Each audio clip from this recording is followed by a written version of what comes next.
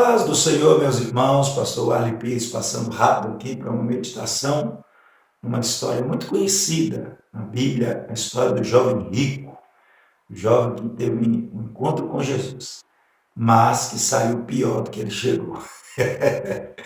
Essa história é registrada tanto pelo evangelista Marcos, Marcos capítulo 10, a partir do 17, pelo evangelista Lucas, Lucas 18, 18, e pelo evangelista Mateus, Mateus 19, 16.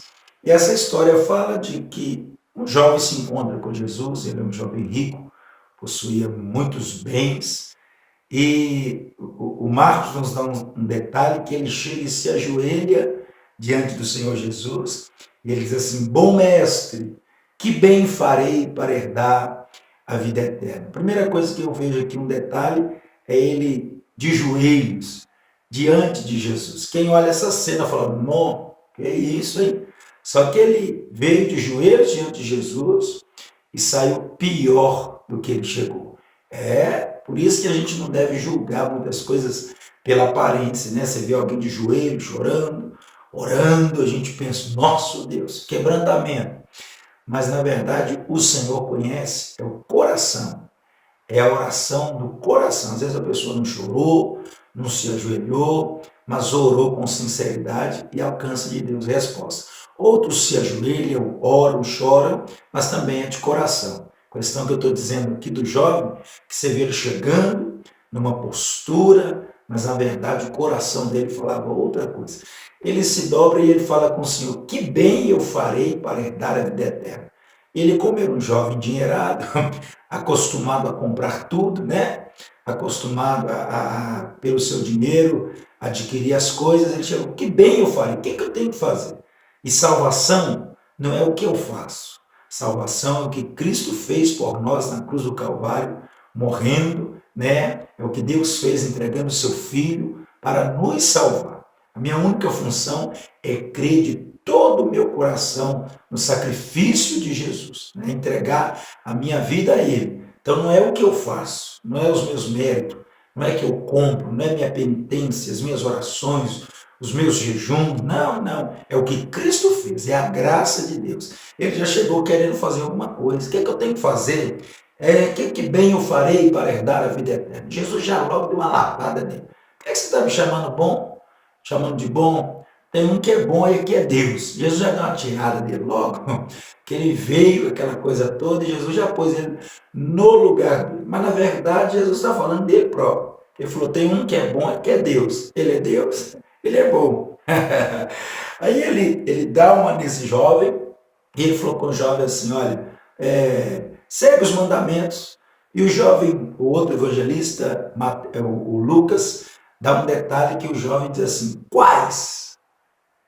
Quando Jesus pergunta a ele sobre isso, sobre o mandamento, se ele seguia, ele falou: quais? Só que ele sabia.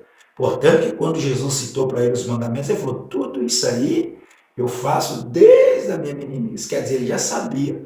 Quando ele diz para Jesus quais, ele está querendo ser aplaudido, ovacionado, ele está querendo que Jesus fale para todo mundo ouvir e ele poder expressar: tudo isso eu faço. Quais? Porque se ele já sabia, era só ele falar: não, eu já sigo todos os mandamentos. Mas ele queria ouvir da boca de Jesus. E Jesus então falou com ele: não matarás, não roubarás, não dirás falso testemunho, não defraudarás. Foi falando com eles: não, né? Não isso, não aquilo, não aquilo, não aquilo. E eu acho lindo isso aqui, que Jesus está mostrando para a gente aqui que evangelho também tem não. Evangelho não é só pode, vai, a porta aberta, o milagre, a chave da casa, a chave do carro. Deus tem bênção para a gente. E isso é inegável. O Senhor tem bênção, tem milagre. Mas Jesus está mostrando aqui que também o evangelho tem renúncia. O evangelho tem cruz.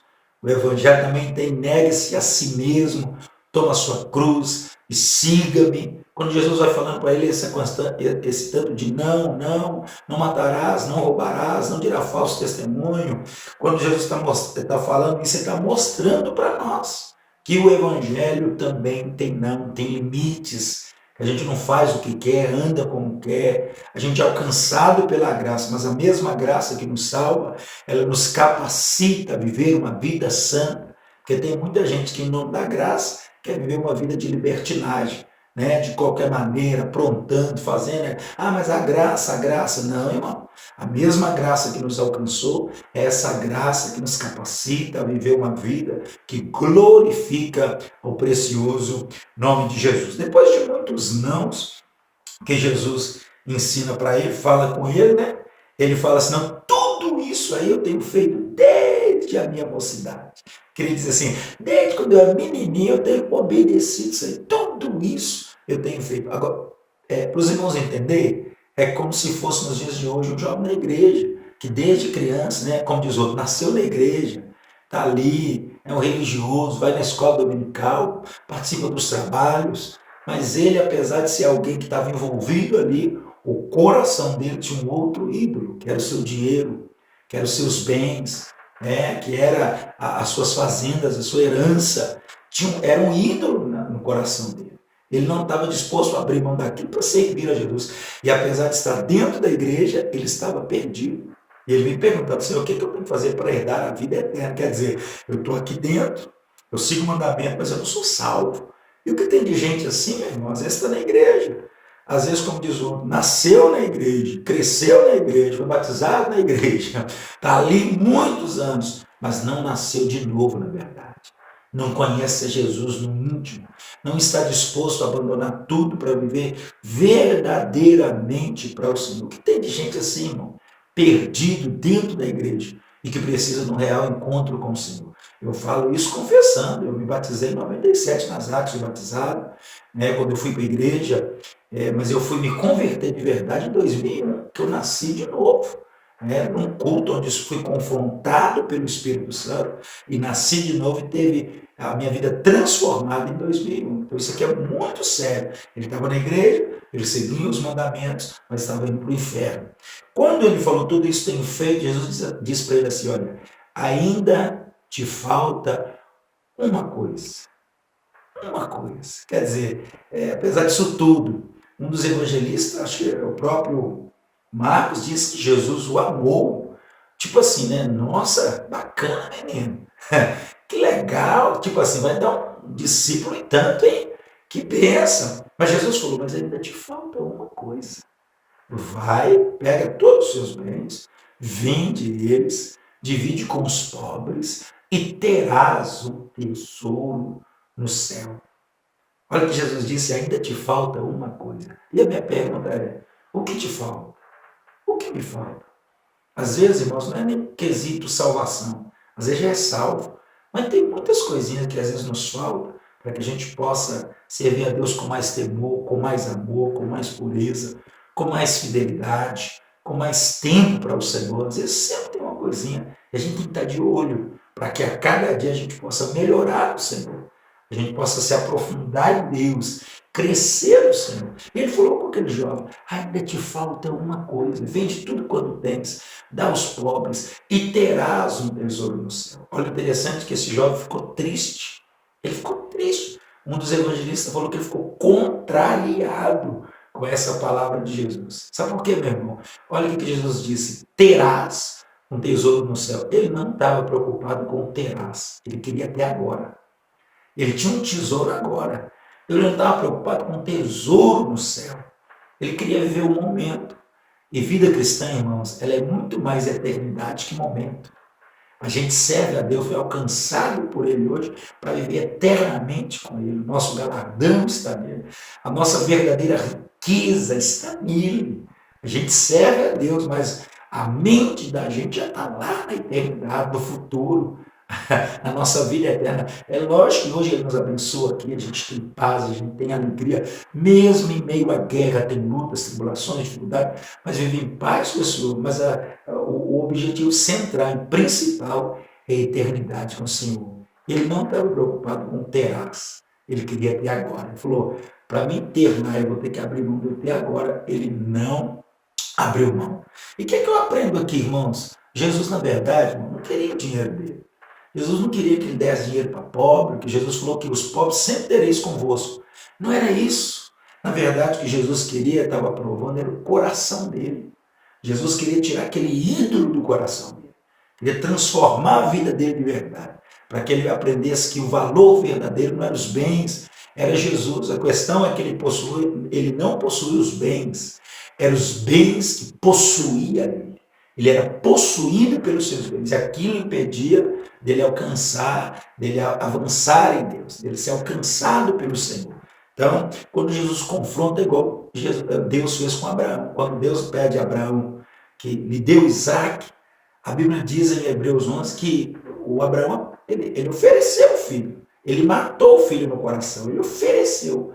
E Deus não aceita o filho quando ele oferece, que ele vai pegar o cutelo para oferecer, porque no coração já tinha oferecido. Deus bradou através do anjo dizendo: Abraão, Abraão, não faças nenhum mal a garoto, porque agora eu sei que você temes a Deus e não me negaste o teu filho, o teu único. Na verdade, Deus não queria o Isaac.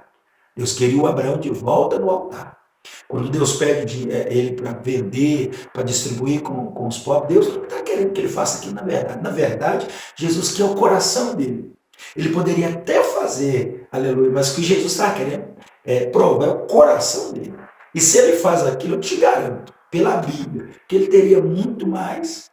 Que a Bíblia ensina, quanto mais você semeia, quanto mais você distribui, mais volta para você. Quanto mais você semeia, a semente sempre cresce. Quanto mais você abençoa, você é abençoado. Você dá e vos será dado. Ele ia ter muito mais para frente. Mas, na verdade, Jesus estava querendo era provar o seu coração. E ele saiu triste. E uma coisa que me chama a atenção para a gente encerrar esse vídeo, sabe o que é? É que Jesus poderia ter deixado, vindo enganar, porque o cara é rico.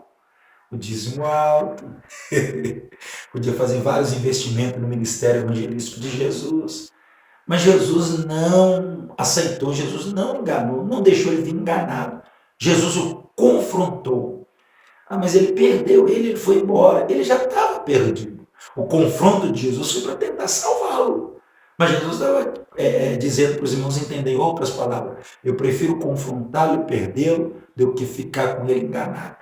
E chegar na última hora ele ficar por aí. Jesus não engana ninguém, não, irmãos. Infelizmente, tem pessoas que, por causa do dinheiro de alguém, eles deixam a pessoa vir de qualquer maneira, sabendo que a pessoa está errada, está indo para o inferno, mas está ali como se fosse uma pessoa salva, lidando com aquela pessoa sem confrontar os erros, sem confrontar os ídolos no coração, porque interessado no dízimo alto, né, que a pessoa está bancando isso ou aquilo. Mas Jesus não é assim, não. Jesus é verdadeiro. Ele nos ama. E quando ele nos confronta, não é para nos matar, é para nos fazer crescer. Fica com essa palavra no seu coração.